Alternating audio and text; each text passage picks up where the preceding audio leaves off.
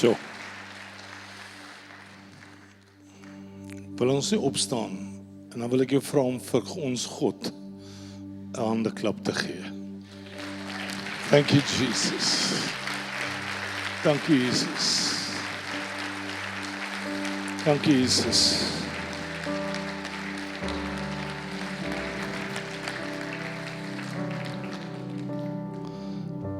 Toe daai voorhang sal skeur op daai goeie Vrydag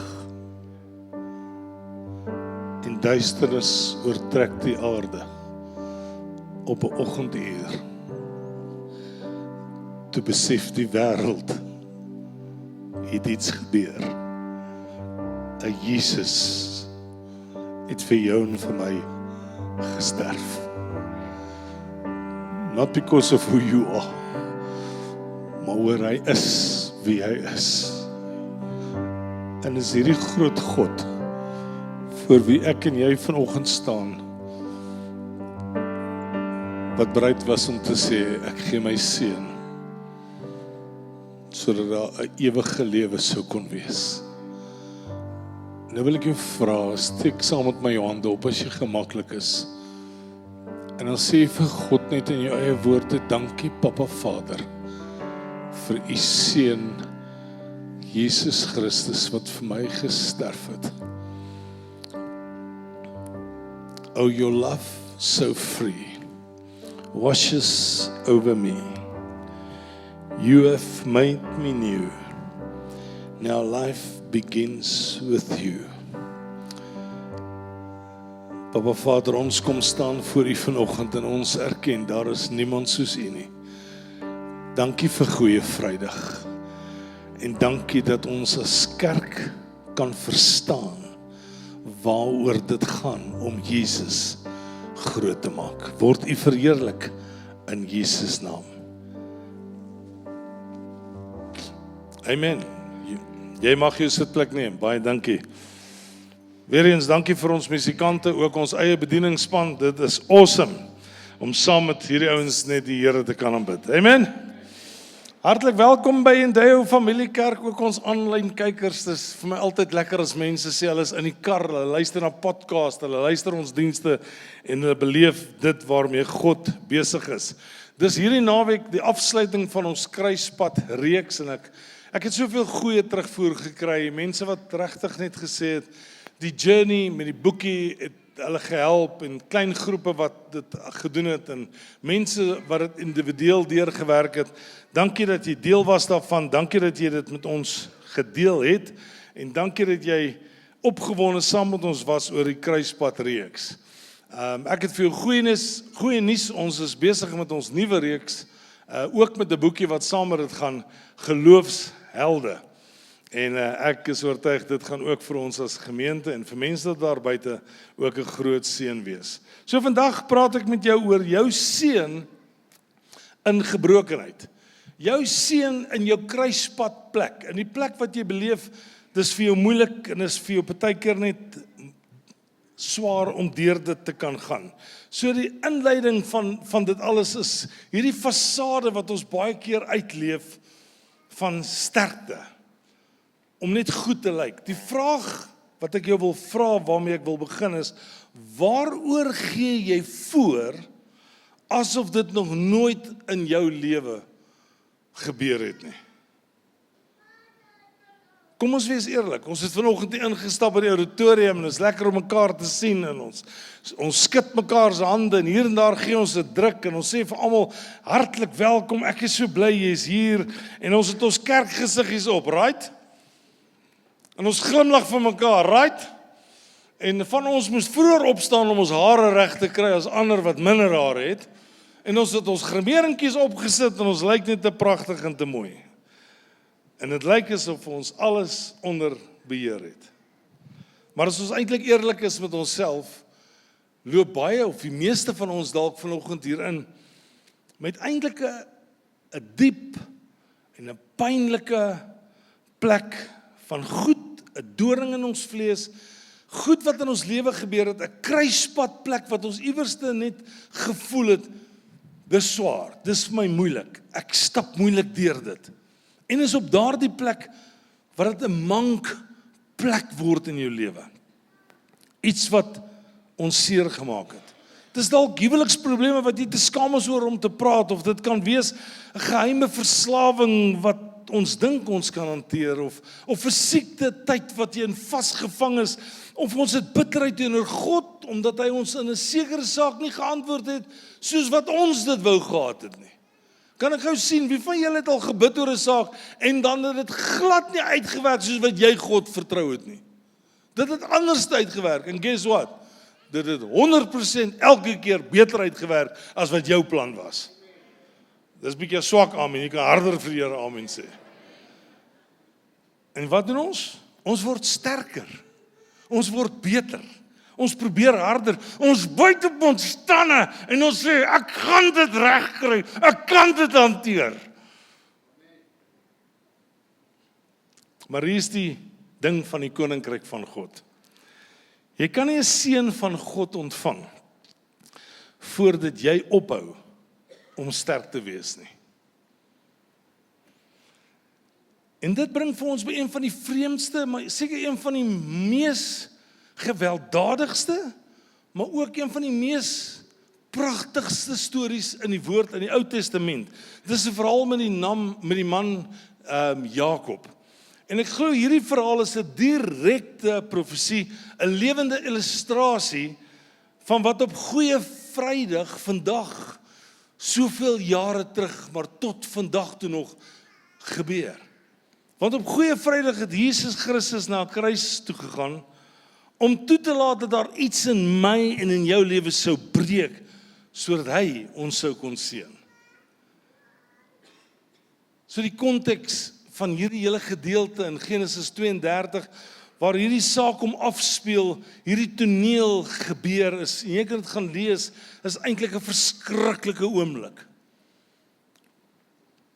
Is die eerste wat ek wil hê jy moet raak sien, is Jakob was hierdie manipuleerder. 'n manipuleerder van 'n situasie, 'n manipuleerder van omstandighede, 'n manipuleerder van sy familie. As jy Jakob se verhaal ken, weet jy, hy was eintlik 'n skelm. Die woorde wat aan hom gekoppel was woorde van bedrieger, woorde van steel, woorde van jy jok man. Het jy al iemand uitgevang wat jok? Jy het Jakob permanent uitgevang. Dit is wie hy was. Hy het sy hele lewe lank sy intelligensie en sy krag gebruik om te kry wat hy wou gehad het. Maar sy naam beteken bedrieger. Sy naam beteken hakskeen-gryper. En ek dink hier in die Ooskant gaan ons vir hom nog 'n paar ander Afrikaanse name gee. Ons sê hier by Endow, talent will only take you so far. En as die fasade, dit wat ek sterk probeer lyk, dit wat ek in probeer manipuleer, as dit wegraak, dis dan wanneer net jy begin te oorbly. En hierdie Jakob het sy broer Esau bedrieg, en hy het hom uit sy eersgeboorte reguit gevat. Hy het sy pa bedrieg, Jakob, hy het sy pa bedrieg om die seun te kry van sy broer Esau af, en hy het sy oom Laban vir 20 jaar mislei. 20 jaar, ouens, mislei jy jou oom, as jy besig om met verkeerde goed besig te wees, sodat dit gaan oor eie gewin, my rykdom, wat vir my goed is. Jakob was 'n selfregverdigende mens gewees. En dan is iets anders van Jakob. Jakob was ook bang. Hy was, in Afrikaans het ons weer 'n paar mooi woorde vir dit, maar ek gaan net sê, hy was 'n bang broek gewees. En julle sal verstaan as ek dit net so sê. Want nou na 20 jaar kom hy huis toe, en toe hy by die huis aankom, toe hoor hy maar sy broer Esau is ook op pad huis toe, maar sy broer Esau kom met 400 man sterk, ook op pad huis toe. En onmiddellik toe Jakob dit hoor, toe sy eerste gevolgtrekking, Esau is op pad om my dood te maak, my en my hele familie. Dit is ongelooflik, hoor jy, as jy skuldig is, hoe jou gedagtes met jou weghardloop, en hoe die vyand met jou kan mors, omdat jy weet, jy is eintlik in die moeilikheid. Jy het eintlik aangejaag. Ek wil nie nou jou hand opsteek. Maar weet jy hoe bevrydend is dit? As jy weet Esau is op pad, maar jy staan geregverdig voor God en sê, Here, ek is vry want God het my vrygemaak. So, Jakob doen wat hy altyd gedoen het. Hy beplan, hy's 'n strateeg, hy sit goed in plek. Hy verdeel sy kamp in 2 groepe en hy maak seker, as die een groep aangeval word, dan gaan hy saam met die ander groep kan ontsnap, dan gaan hy op so 'n manier wegkom. Hy stuur groot geskenke vooruit, hy stuur bokke en honderde bokke en kamele en beeste, stuur hy vooruit, om basies sy broer se vergifnis te koop. Hy doen alles in sy vermoë, om 'n situasie te beheer. Die Engels sê, to control it. Hy probeer om in beheer te wees. Hy probeer om in alles net te wys, ek kan manipuleer. En dan in vers 22 lees ons, die nag het Jakob opgestaan en sy 2 vroue en sy 2 slavinne en sy 11 seuns geneem en by die Jabok drif oorgegaan. Nou Jabok is die plek van stryd. Het is interessant dat die plek Jabok, waar 2 riviere by mekaar kom, die plek van stryd, die plek is wat Jakob by God uitkom en dat daar iets ongeloofliks in sy lewe gebeur. Maar vir die eerste keer stuur hy almal vooruit en hulle is almal deur die riviere en Jakob gaan alleen oor die rivier. En vir die eerste keer in sy lewe is Jakob alleen.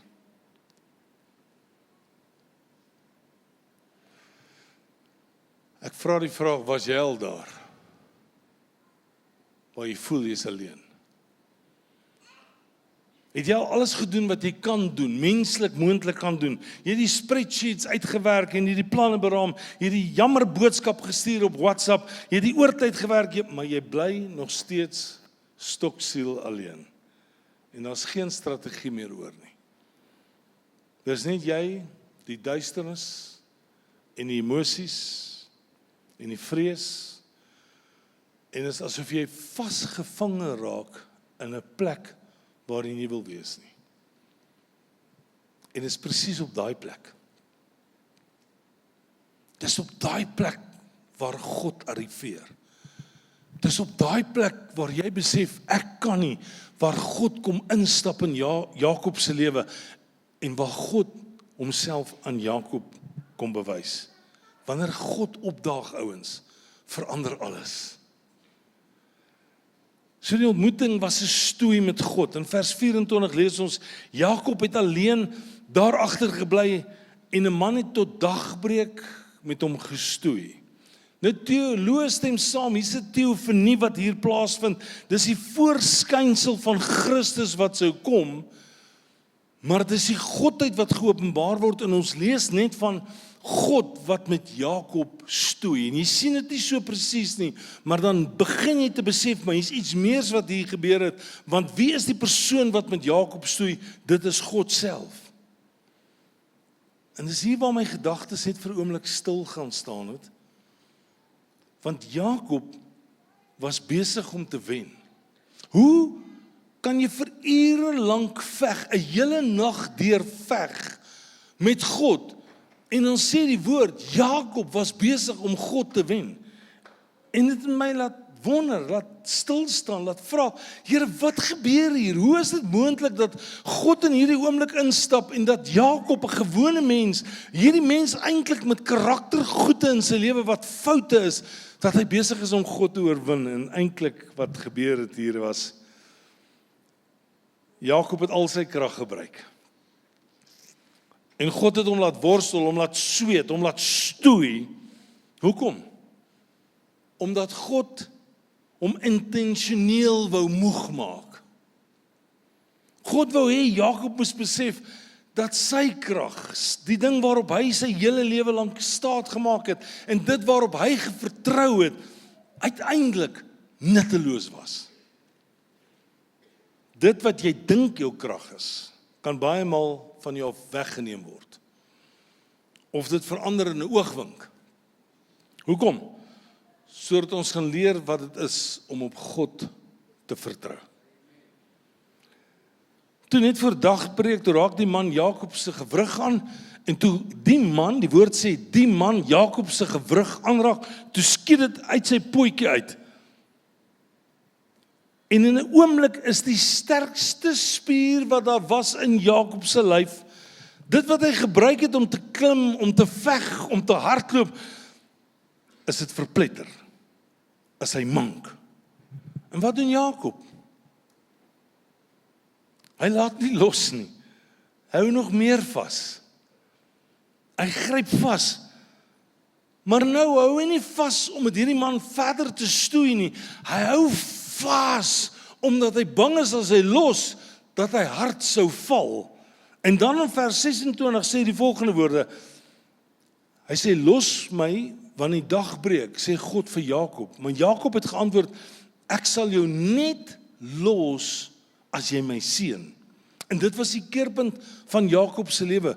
Vir die eerste keer gaan dit nie in Jakob se lewe oor wat kry ek uit dit uit nie, wat gaan ek ontvang nie, wat is daar om vir my te gee nie. Vir die eerste keer in Jakob se lewe gaan dit daaroor dat hy sê, Vader, God, maak my 'n seën sodat ek 'n seën kan wees. Luister, seën is nooit dat dit net tot jou eie voordeel is nie. Wanneer God en omdat en as God jou seën, dan seën God jou sodat jy tot 'n seën vir ander mense kan wees.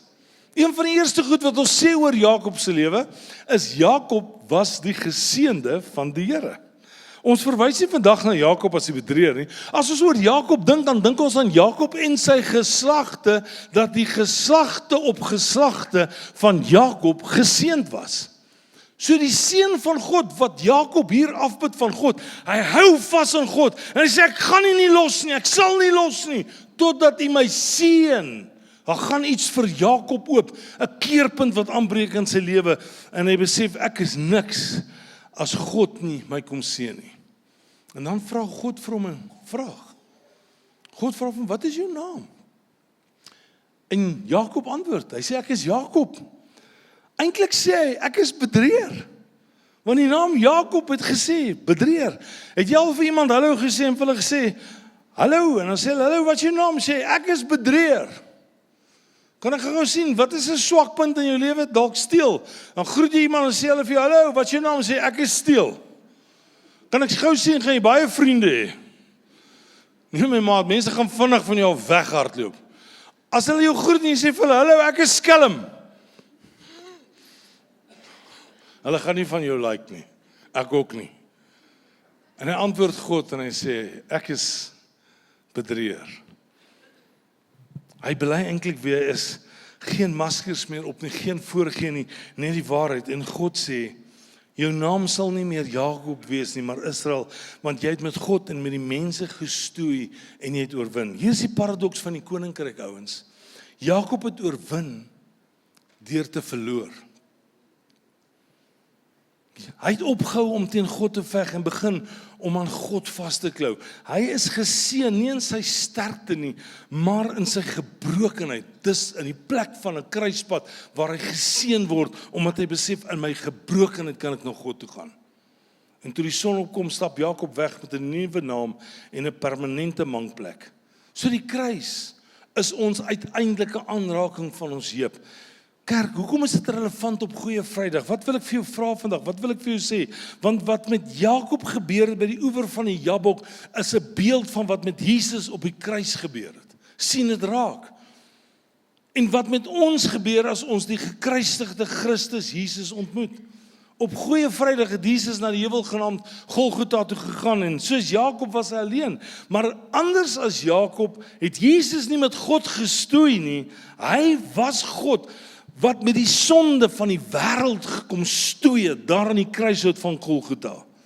Kyk saam met my na Kolossense 2 wat sê, julle was dood. Kan jy net hardop sê saam met my, jy was dood. Kan jy harder sê, dood. Ek weet, dood kan nie eintlik praat nie, maar sê dood. Julle was dood deurdat julle gesondig het en deurdat julle sondige natuur nog nie weggeneem was nie. God het julle egter saam met Christus lewend gemaak, deurdat hy ons al ons sondes vergewe het. Hy het die skuldbewys met sy eise teen ons tot niet gemaak. Deur dit aan die kruis te spyker. Kom nog 'n paar mans, kom slaan gou hier 'n paar spykers in. Kom, gou, enigiemand. 'n Dame dalk, 'n dame wat met 'n hamer kan werk. Is daar nog mans? Kom. Slaan gou hier 'n paar spykers in.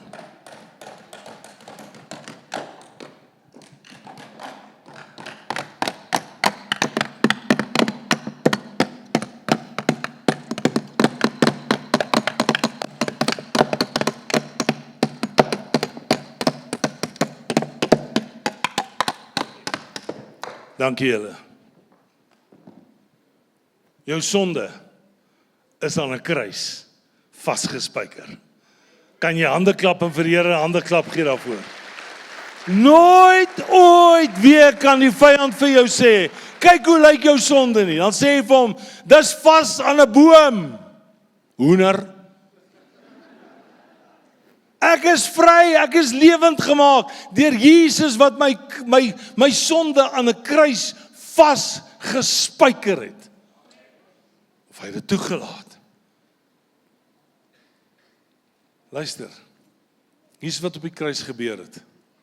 God het die heup van die mensdom aangeraak. God het jou heup kom aanraak. Wat is die heup in Jakob se lewe gewees? Dit was sy krag, dit was sy selfvertroue, dit was sy vermoë om sonder God te beloop en te beplan, om te bedrieg, om te steel, om te vat, om 'n strategie uit te werk, om dit slingsheid van die wêreldse manier van dinge doen om te gaan, om net doeteenvoudig 'n skelm te wees. Toe Jesus sterf, het hy die krag van die sonde, die skuld, die mag van die vyand geneem en dit ontwrig. En Jesus het die krag van hy sonde gebreek. Ek is opgewonde oor dit. Die vyand kom nie meer met 'n aanklag nie. En dan, in die mooiste ruil in die geskiedenis, het Jesus nie die vloek van sonde in ons gebreek nie. Hy het ons geseën. Hy kom vat die vloek van sonde weg, en hy kom gee in die plek daarvan, kom gee vir jou seën. In die plek van waar jy na jouself kyk en jy sê, ek is hierdie mislukking, ek is hierdie een wat aangejaag het, kom die kruis en hy kom genees jou mangplek, nie oor wie jy is nie, maar oor wat God doen. Op die kruis is Jesus uitgeroep, my God, waarom het U my verlaat? Hy het die eensaamheid wat Jakob gevoel het geneem, hy het die alleenheid geneem, hy het die skeiding geneem, en hoekom het hy dit gedoen? Sodat wanneer jy en ek aan die einde van ons krag kom, ons nie hoef bang te wees nie. Sodat wanneer ek en jy uiteindelik gaan herken, ek is Jakob, ek is 'n bedrieër, ek is eintlik skelm, ek is 'n gemors, ek is swak, dan kan God sê, maar jy's my kind, my seun Jesus het vir jou gesterf aan die kruishout van Golgotha. Dis hoekom ons praat van Goeie Vrydag. Jou kruispad het gekom waarin jy vir Jesus kan sê, my naam het verander. Goeie Vrydag is die oomblik toe God gesê het, ek sal die ding aanraak waarin jy die meeste vertrou.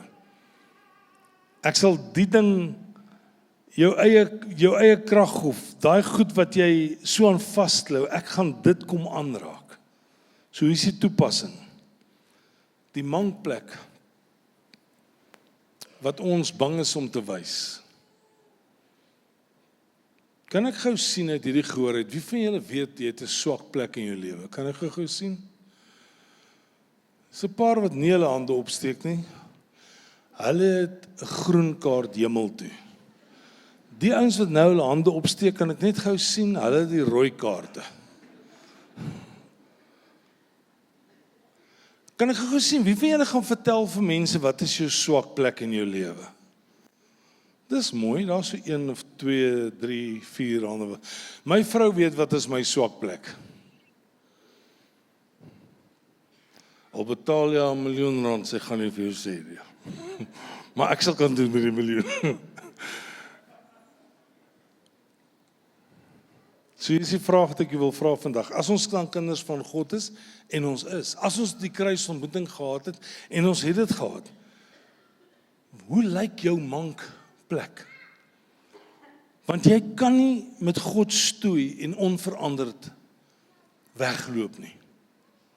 Daar's nie 'n manier dat jy met God te doen het, en jy agterkom, jy stoei met God, en wanneer jy klaar met God gestoei het, dat jy daar gaan wegstap en gaan sê, ek is nog steeds dieselfde mens wat ek was nie. Te veel van ons probeer om Jesus te volg met 'n heup wat perfek is. Ons wil seun van Jakob hê sonder die gebrokenheid van Jakob. Ons wil die naam Israel hê, maar ons weier om mank te loop. Ons wil sing in die kerk, Lord, I'm desperate for you. En op 'n maandag dan gaan ons aan op ons eie. Maar luister na my. Jou mankplek is jou getuienis.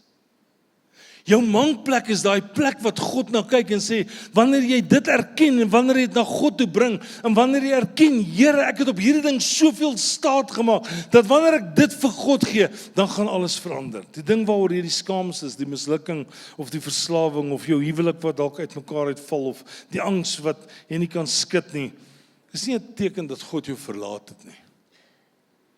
Dit kan ook juist die plek wees waar God jou in wil seën. As jy deur die lewe loop en voorgee dat jy sterk is, leef jy eintlik in die Ou Testamentiese naam van Jakob. Maar as jy loop met 'n mankplek, as jy loop met 'n stuk nederigheid, met 'n stuk afhanklikheid, 'n vashou aan Jesus, nie omdat jy sterk genoeg is om te veg nie, maar omdat jy swak genoeg is om te weet jy sal val sonder hom. Dit is die naam van Israel. Dit is die kind van God. So hier is my altaar oproep vir jou vandag. Iets wat ek wil hê jy moet vasmaak in jou gees.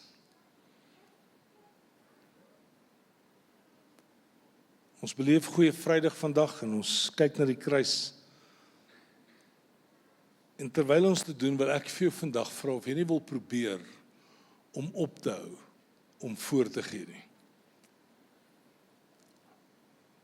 Hoop om voor te gee dat jy alles uitgesorteer het. Hoop om voor te gee dat jy sondes in alle areas van jou lewe al oorwin het. Hoop om voor te gee dat jy eintlik dalk nie die verlosser nodig het nie. Die kruis, luister hierna, die kruis is die plek waar God erken het dat jy jouself nie kan red nie.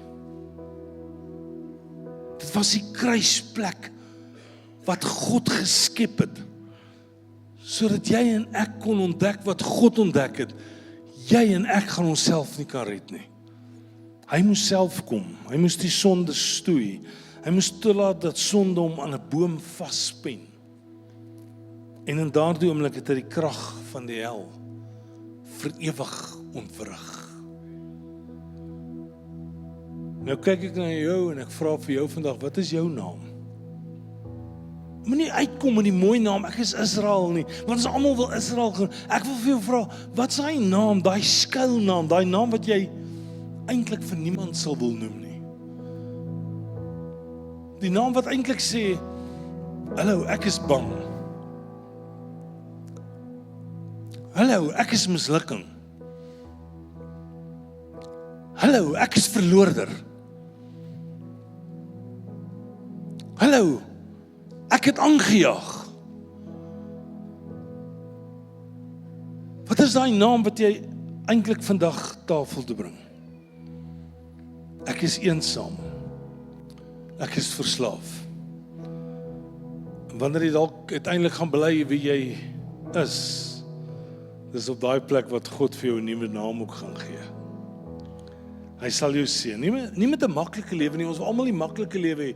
Maar as jy gaan lees dan in die volgende hoofstuk moes Jakob nog steeds Esau face. Maar met 'n lewe wat deur die teenwoordigheid van God gekenmerk was. Miskien wil ek jou dan vra of jy nie dalk vandag wil ophou stoei met God nie. Miskien moet jy toelaat dat God vandag kan instap en dat God kan sê, dit wat jy op staat gemaak het, dit wat jy gedink het jou so sterk maak, ek kom gee dit vandag vir Here en ek sê, Here, dis nie meer die ou Dion nie, dis nie meer die ou persoon wat dink hy alles kan doen nie. Ek wil jou vandag vra of jy nie hom wil toelaat dat hy sal breek dit wat gebreek moet word. Dit wat uit pootjie uitgehaal moet word, dat jy aanhoudend, ewigdurend, vir altyd lank in jou lewe herinner gaan word aan dat jy wel vir God nodig het. Sodat hy kan seën wat geseën moet word. Ek het vir jou so 'n stokkie laat uitdeel. As jy nie 'n stokkie gekry het nie, vat iemand se stokkie langs jou. As daar iemand wat nie 'n stokkie het nie, ons kan vir jou 'n stokkie gou gee. Is daar iemand wat 'n stokkie kort? Ok, daar agter in die auditorium is daar 'n paar hande wat opgaan.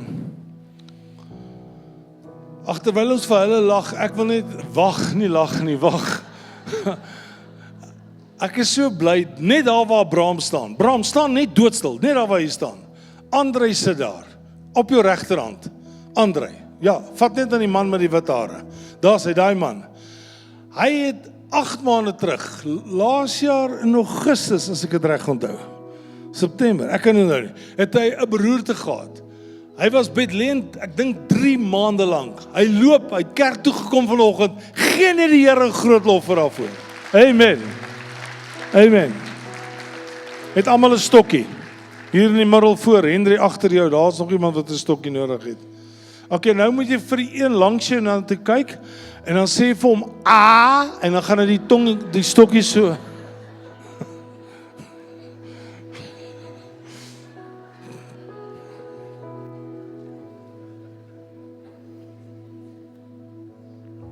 Almal 'n stokkie. Ek wil hê jy moet daai stokkie na hom kyk. En dan sê jy vanoggend, Here, hier is iets wat ek dink my sterk maak. Hier is iets wat ek dink ek op kan staat maak.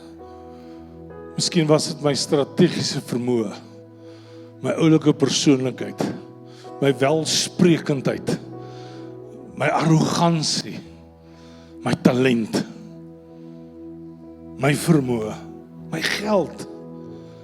Here, ek kom gee vandag vir hierdie toestemming om dit te breek. Breek hy stokkie.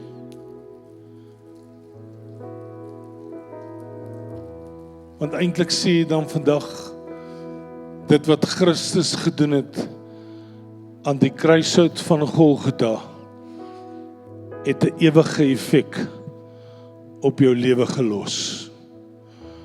Want jy sien, as jy hier vanaf mank loop, dan loop jy nie mank omdat jy swak is nie, jy loop mank omdat jy besef, dis Christus wat my kom sterk maak.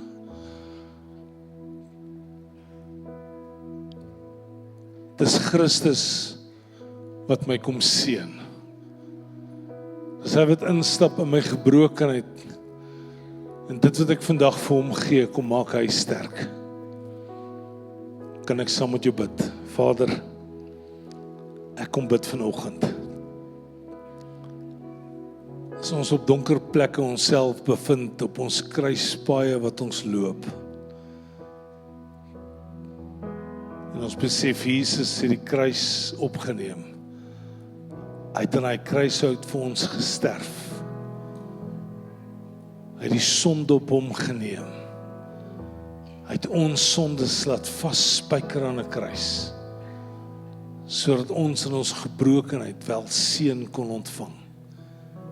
Ek roep dit vanmôre oor hierdie gehoor, oor elkeen wat na hierdie boodskap luister, dat ons na 'n plek toe sal beweeg wat ons sê, ek is juis sterk wanneer ek swak is. Ek is juis op 'n plek wanneer ek vashou aan God vir sy seën, dat ek enige dag kan instap met die wete, God is met my. Ek dank U vanoggend dat dit wat op Golgotha gebeur het, 'n elke dag ervaring is in ons lewe. Wanneer ek my gebrokenheid na U toe bring, dan verander U dit in 'n seën. En ons dank U daarvoor. In Jesus naam. Amen.